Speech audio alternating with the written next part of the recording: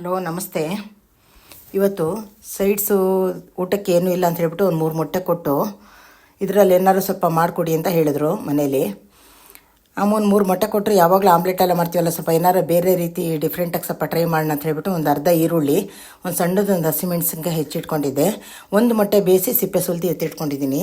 ಈಗ ಒಲೆ ಮೇಲೆ ಒಂದು ಸಣ್ಣದು ಪ್ಯಾನ್ ಇಟ್ಬಿಟ್ಟು ಅದಕ್ಕೆ ಸ್ವಲ್ಪ ಎಣ್ಣೆ ಹಾಕ್ಬಿಟ್ಟು ಒಂದು ಮೊಟ್ಟೆ ಅದಕ್ಕೆ ಒಡೆದು ಹಾಕ್ತಾಯಿದ್ದೀನಿ.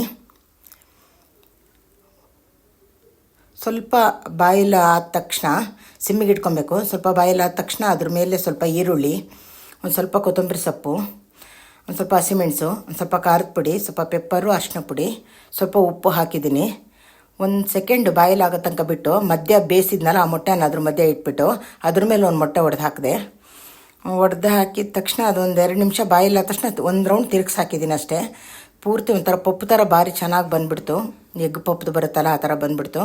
ಖುಷಿಯಾಯಿತು, ಚೆನ್ನಾಗಾಯಿತು, ನೋಡೋಕ್ಕೂ ರುಚಿನೂ ಇತ್ತು ತುಂಬ ತಿನ್ನೋಕ್ಕೆ. ನೀವೊಂದ್ಸಲ ಟ್ರೈ ಮಾಡಿ ನೋಡಿ, ಚೆನ್ನಾಗಿದ್ದರೆ ಕಮೆಂಟಲ್ಲಿ ಹೇಗಿದೆ ಅಂತ ತಿಳಿಸಿ. ಓಕೆ ಬಾಯ್, ನೆಕ್ಸ್ಟ್ ವಿಡಿಯೋದಲ್ಲಿ ಸಿಗ್ತೀನಿ.